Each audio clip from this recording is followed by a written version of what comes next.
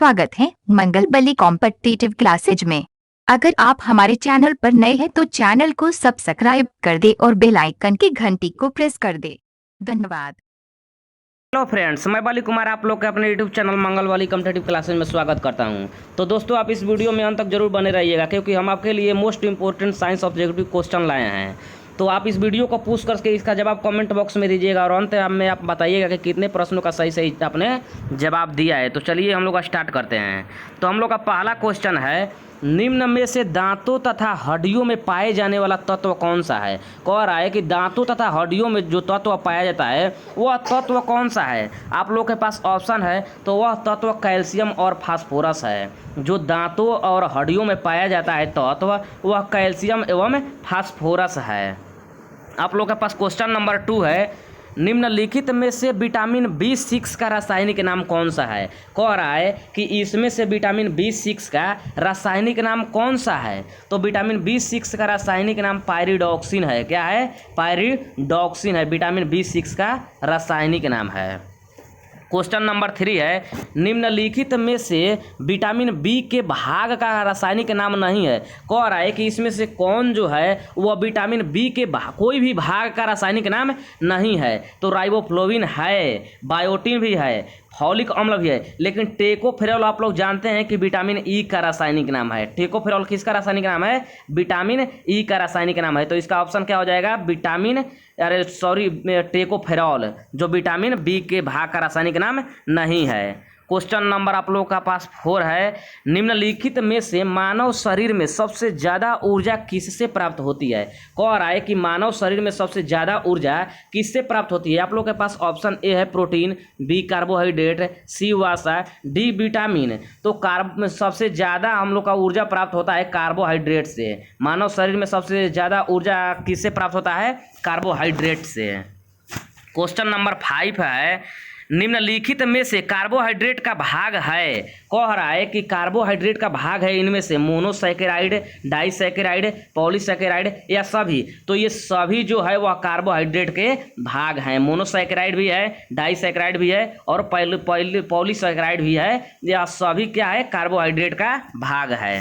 Question number 6 है, निम्न में से लाल रक्त कणिकाओं का वैज्ञानिक नाम क्या है।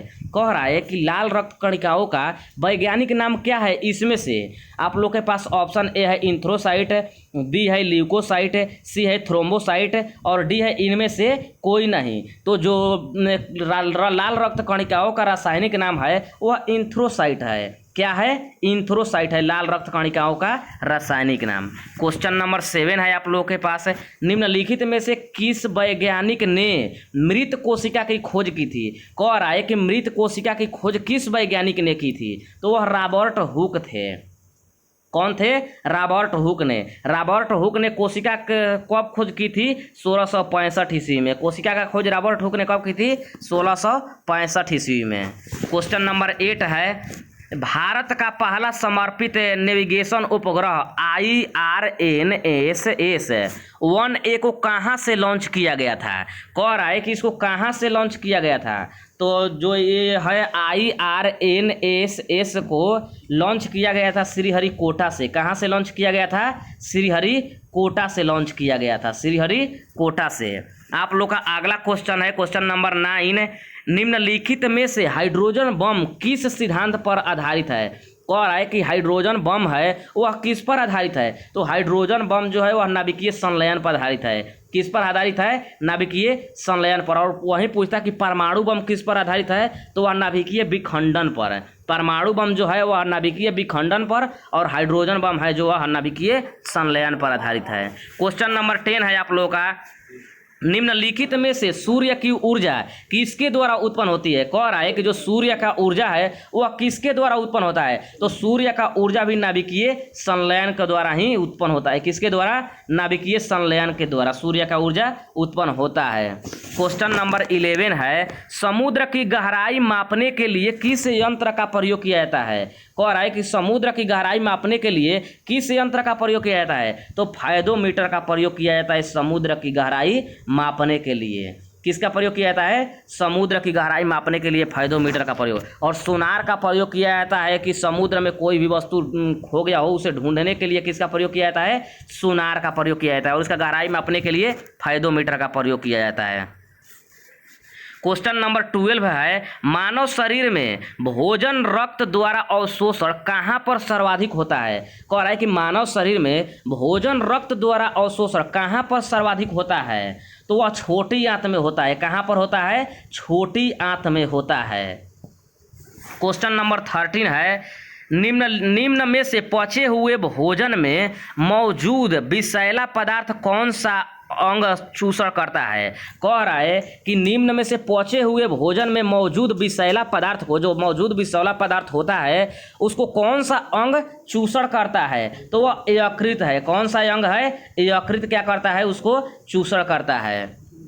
क्वेश्चन नंबर 14 है, निम्न में से कौन मानव के पैर की हड्डी नहीं है?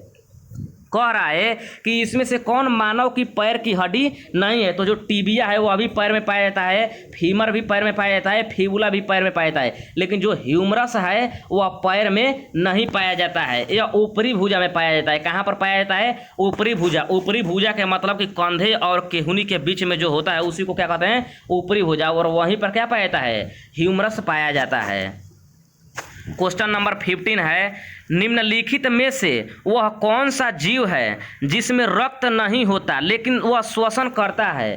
कह रहा है कि इसमें से वह कौन सा जीव है जिसमें रक्त नहीं होता लेकिन वह श्वसन करता है? तो वह हाइड्रा है। कौन सा जीव है? हाइड्रा। हाइड्रा में रक्त नहीं होता है लेकिन वह श्वसन करता है। आप लोग का क्वेश्चन नंबर 16 है, निम्न में से कृत्रिम हीरा किसे कहा जाता है? कह रहा है कि इसमें से कृत्रिम हीरा किसे कहा जाता है? तो सिलिकॉन कार्बाइड को कृत्रिम हीरा कहा जाता है। किसको कृत्रिम हीरा कहा जाता है? सिलिकॉन कार्बाइड को। क्वेश्चन नंबर 17 है, खाद्य परीक्षण के रूप में सर्वाधिक उपयोग में लाए जाने वाला पदार्थ है? कह रहा है कि खाद्य परीक्षण के रूप में सर्वाधिक उपयोग में लाए जाने वाला पदार्थ कौन है? तो वह बेंजोइक अम्ल है। कौन है? बेंजोइक अम्ल है, जिसका हम लोग उपयोग खाद्य परीक्षण में सर्वाधिक रूप में इसका प्रयोग करते हैं। क्वेश्चन नंबर 18 है, गैस वेल्डिंग में कौन सी ईंधन का उपयोग किया जाता है? कह रहे हैं गैस वेल्डिंग में कौन सी ईंधन का उपयोग किया जाता है? तो ऑक्सी एसिटिलीन का उपयोग किया जाता है। किसका? ऑक्सी एसिटिलीन का उपयोग किया जाता है। क्वेश्चन नंबर 19 है, छीली हुई सब्जियां में से कौन सा विटामिन निकल जाता है? कह रहा है कि छीली हुई सब्जियों में से कौन सा विटामिन निकल जाता है? यानी छीली हुई सब्जी यानी उसमें से विटामिन सी निकल जाता है। कौन सा विटामिन निकल जाता है? छीली हुई सब्जियों में से विटामिन सी निकल जाता है। क्वेश्चन नंबर 20 है, निम्नलिखित में से सूर्य में कौन सा तत्व सर्वाधिक मात्रा में है? कह रहा है कि इसमें से कौन सा तत्व सूर्य में सर्वाधिक मात्रा में है? तो हाइड्रोजन। जो हाइड्रोजन है वह सूर्य में सर्वाधिक मात्रा में है। क्वेश्चन नंबर 21 है, मनुष्य के हृदय में कक्षों की संख्या कितनी होती है? कह रहा है कि मनुष्य के हृदय में जो है वह कक्षों की संख्या कितनी होती है? तो 4 होती है। मनुष्य के हृदय में कक्षों की संख्या कितनी होती है? 4 होती है। क्वेश्चन नंबर 22 है, सेल्सियस तापक्रम पर जल के क्वथनांक तथा हिमांक क्या होते हैं? कह रहा है कि सेल्सियस तापक्रम पर जल के क्वथनांक तथा हिमांक क्या होते हैं? तो सॉरी यहाँ पर 1000 हो गया है। सेल्सियस तापक्रम पर जल का जो क्वथनांक होता है वह 100 डिग्री सेल्सियस होता है। कितना डिग्री सेल्सियस होता है? 100 डिग्री सेल्सियस। यहाँ पर 1000 गलती से हो गया है। तो क्वथनांक होता है 100 डिग्री सेल्सियस है और हिमांक होता है 0 डिग्री सेल्सियस है। क्वथनांक कितना डिग्री सेल्सियस होता है? 100 डिग्री सेल्सियस और हिमांक कितना होता है? 0 डिग्री सेल्सियस है। क्वेश्चन नंबर 23 है, निम्न में से श्वसन को नियंत्रित करने का काम कौन करता है? कह रहा है कि इसमें से श्वसन को नियंत्रित करने का काम कौन करता है? तो मेडुला ऑब्लांगेटा काम करता है। कौन सा श्वसन को नियंत्रित करने का काम करता है? मेडुला ऑब्लांगेटा यह श्वसन को नियंत्रित करने का काम करता है। क्वेश्चन नंबर 24 है, अस्पष्ट आकाश का रंग प्रकाश के किस कारण से होता है? कह रहा है कि अस्पष्ट आकाश का नीला रंग जो होता है वह प्रकाश के किस कारण से होता है? यानी आकाश का नीला रंग किसके कारण से होता है? तो वह अपवर्तन, प्रतिबिंब या विवर्तन या फैलाव, तो फैलाव के कारण होता है। किसके कारण होता है? फैलाव के कारण होता है। प्रकीर्णन के कारण भी दे देगा, लेकिन प्रकीर्णन नहीं दिया है तो फैलाव के कारण आकाश का रंग नीला होता है। क्वेश्चन नंबर 25 है, आवर्त सारणी में वर्तमान में तत्वों की कुल संख्या कितनी है। कह रहा है कि आवर्त सारणी में वर्तमान में तत्वों की कुल संख्या कितनी है, तो तत्वों की कुल संख्या 118 है। कितना है? 118 है। क्वेश्चन नंबर 26 है, यदि किसी व्यक्ति का भार पृथ्वी पर 120 न्यूटन है तो उसका भार चंद्रमा पर कितना होगा। तो एक बात का ध्यान रखिए कि पृथ्वी की अपेक्षा चंद्रमा पर किसी वस्तु का भार, या व्यक्ति हो या वस्तु हो, उसका भार 1/6 होता है। पृथ्वी की अपेक्षा 1/6 गुना होता है। तो पृथ्वी पर उसका भार कितना है? 120 न्यूटन है। तो चंद्रमा पर क्या हो जाएगा? 120 का 1/6 हो जाएगा ना। तो 120 गुणे 101/6 यानी 20 छक्का 20 से, यानी उसका भार कितना न्यूटन हो जाएगा? 20 न्यूटन हो जाएगा।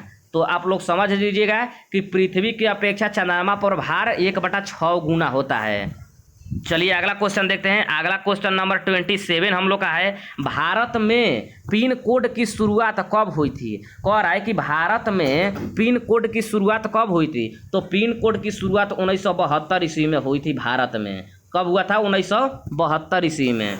क्वेश्चन नंबर 28 है, निम्नलिखित में से मोबाइल फोन का आविष्कार किसने किया था। कह रहा है कि मोबाइल फोन का आविष्कार किसने किया था। तो मोबाइल फोन का आविष्कार मार्टिन कूपर ने किया था। किसने किया था? मार्टिन कूपर ने।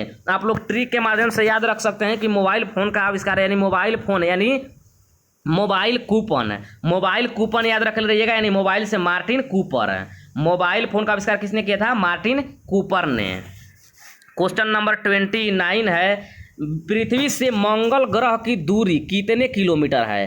कह रहा है कि पृथ्वी से मंगल ग्रह की दूरी कितने किलोमीटर है। तो पृथ्वी से मंगल ग्रह की दूरी 54.6 मिलियन किलोमीटर है। कितना है? 54.6 मिलियन किलोमीटर है। क्वेश्चन नंबर 30 है, निम्नलिखित में से भारत की सबसे पहली मिसाइल कौन सी है। कह रहा है कि इसमें से भारत की सबसे पहली मिसाइल कौन सी है। तो पृथ्वी है। कौन सा है पहली मिसाइल? पृथ्वी है। भारत की सबसे पहली मिसाइल है। क्वेश्चन नंबर 31 है, इंटरनेशनल स्पेस स्टेशन पहली बार कब लॉन्च किया गया था। कह रहा है कि इंटरनेशनल स्पेस स्टेशन पहली बार कब लॉन्च किया गया था। तो वह पहली बार 1998 ईस्वी में लॉन्च किया गया था। कब किया गया था? वर्ष 1998 ईस्वी में। क्वेश्चन नंबर 32 है, निम्नलिखित में से संसार का सबसे बड़ा पुष्प कौन सा है। संसार का सबसे बड़ा पुष्प है कौन सा है। तो वह है रेफेलेसिया। कौन सा है? रेफेलेसिया और नॉल्डी, यानी रेफेलेसिया जो है वह संसार का सबसे बड़ा पुष्प है। और यहीं पर पूछेगा कि सबसे छोटा पुष्प कौन है। तो बुल्फिया है। कौन सबसे छोटा पुष्प है? बुल्फिया। और सबसे बड़ा रेफेलेसिया। ये दोनों आप लोग याद रख रहिएगा।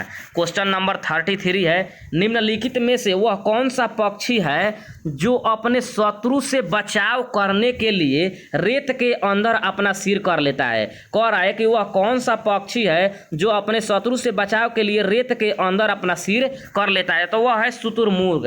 कौन है? शुतुरमुर्ग। और पूछेगा कि सबसे बड़ा पक्षी कौन है। तो वह शुतुरमुर्ग ही है सबसे बड़ा पक्षी। और सबसे छोटा पक्षी पूछेगा तो हमिंग बर्ड। सबसे छोटा पक्षी हमिंग बर्ड है और सबसे बड़ा पक्षी शुतुरमुर्ग है। क्वेश्चन नंबर 34 है, इनमें से किस वैज्ञानिक ने 1665 ईस्वी में सेल की खोज की थी। अभी आप लोग को पिछले क्वेश्चन में बताएं कि 1665 सेल मतलब होता है, सेल इंग्लिश शब्द है, इसका हिंदी शब्द होता है कोशिका। क्या होता है?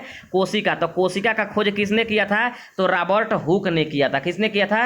रॉबर्ट हुक ने। और कब किए थे? तो 1665 ईस्वी में किए थे।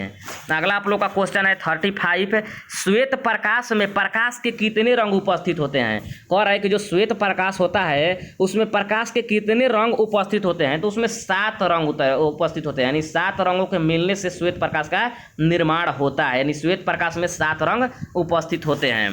क्वेश्चन नंबर 36 है, खाद्य संरक्षण के लिए निम्न में से कौन सा जोड़ा सही नहीं है। कह रहा है कि खाद्य संरक्षण के लिए निम्न में से कौन सा जोड़ा सही नहीं है। कच्चा आम से अचार बनता है, आलू से चिप्स, दूध से पनीर, यह जोड़ा सही नहीं है। सॉरी, इनमें से कोई नहीं हो जाएगा। क्या हो जाएगा? इनमें से कोई नहीं हो जाएगा, क्योंकि कच्चा आम से अचार भी बनता है, आलू से चिप्स भी बनता है और दूध से पनीर भी बनता है। तो इनमें से कोई नहीं हो जाएगा। क्या होगा? इनमें से कोई नहीं होगा।